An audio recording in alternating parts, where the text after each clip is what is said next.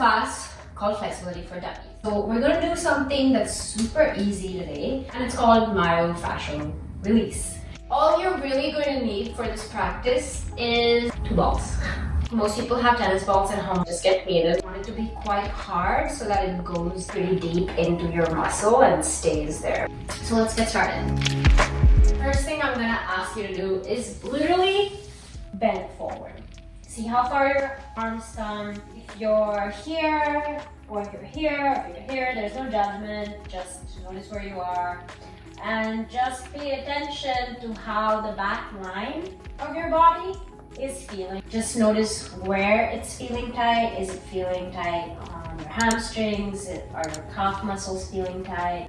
Just come into a downward dog for a second and notice the exact same thing. Notice where it is that your body's feeling tight. Now, you're just going to grab one of your balls and you're going to place the ball right under your right foot, just in front of your heel, right in the middle on your arch. And what you're going to do is find a point that's especially hurtful, tender, painful, and you're going to slowly get real heavy and put pressure on it. Don't force it, just put pressure on the point that's super tender and just stay there for like 30 seconds. Now you're going to move that ball around to the different parts of the arch of your foot. Remember, the longer you stay where it hurts, the more relief and more benefit you're going to get. When you're ready to get out, just get out. And now we are going to forward bend again. And you're going to notice if your right leg just feels more relaxed and less strained than your left leg. And then you're going to go into a downward dog. And you're going to see if your leg that you were just standing on feels more accessible and less tense than the other leg. And now you're going to repeat on the other side because we balance.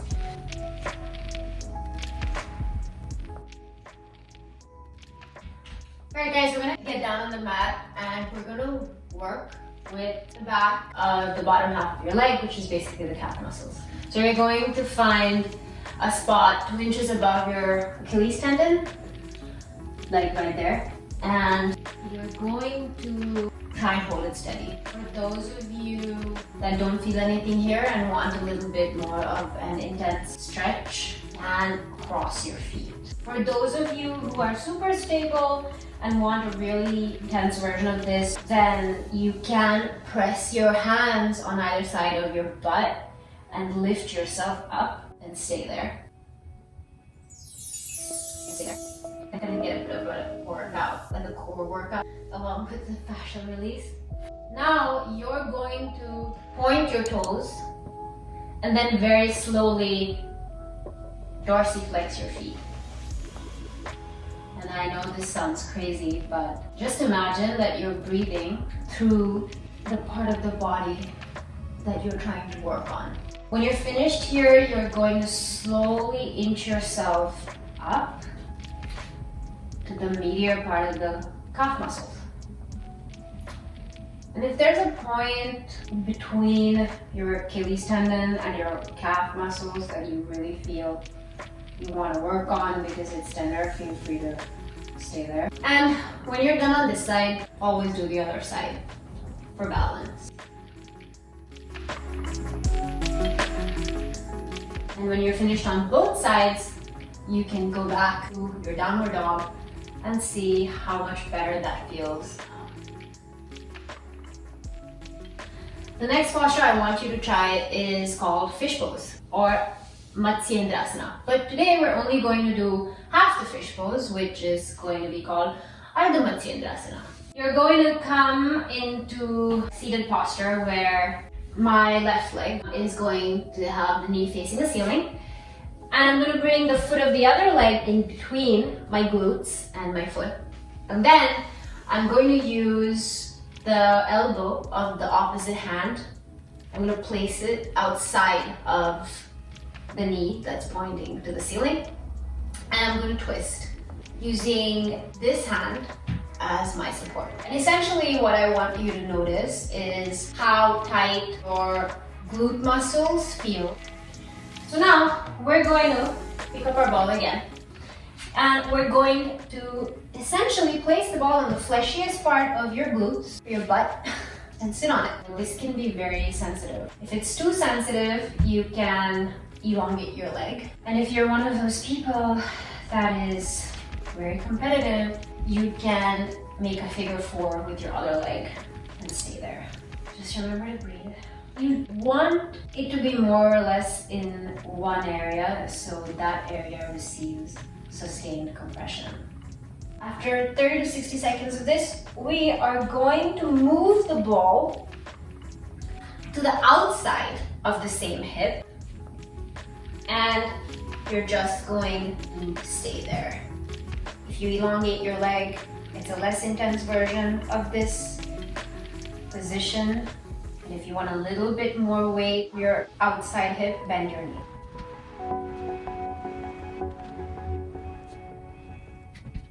Remember to try Ardha Matsyendrasana once again to see how much more accessible posture is to you now. The next position we're going to be working on is called frog pose or half frog pose, and it's called Ardha. So you're going to come on your mat and lie down, face down, and you're going to lift yourself up on your forearms, and now you're going to reach for one foot with the corresponding hand, and you're going to bring that foot towards the mat.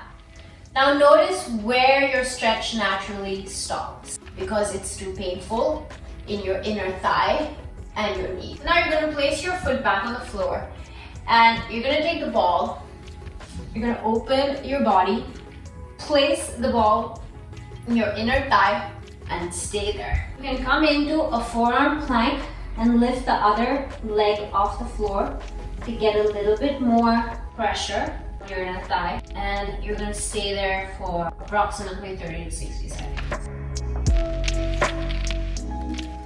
And now you're going to inch your way forward and stay there. You can roll it around to find that particular point of soreness, and then once you find it, again, just breathe and stay. Okay.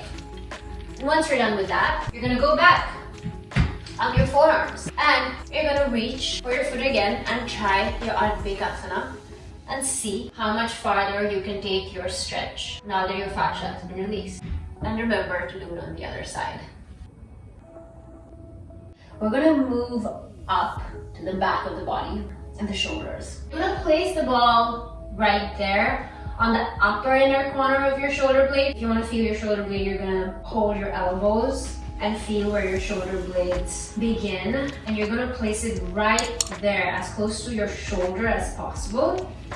And you're going to lie down on it. Now, for a lot of people, this may actually be really painful already. So you're just going to stay there and you're going to breathe. But if you want more, you can lift your butt in a bridge pose. And right now this is actually pretty active in your core, and you can move forward a little bit. You want to release muscles that are closer to your shoulder, and then you can slowly slide back.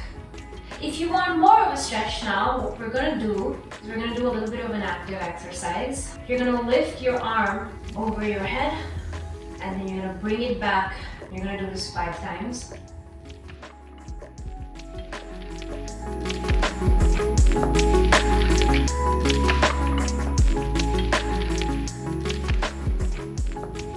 And now you're going to inch yourself up so that the 2 balls are in the middle of your back, the innermost corners of your shoulder blade, and you're going to bring your hip down onto the floor.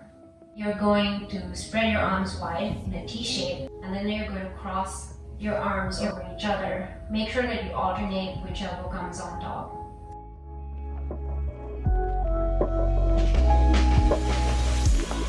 And now we're going to bring it to the lumbar, which is like the deepest part of the inner curve of your lower back.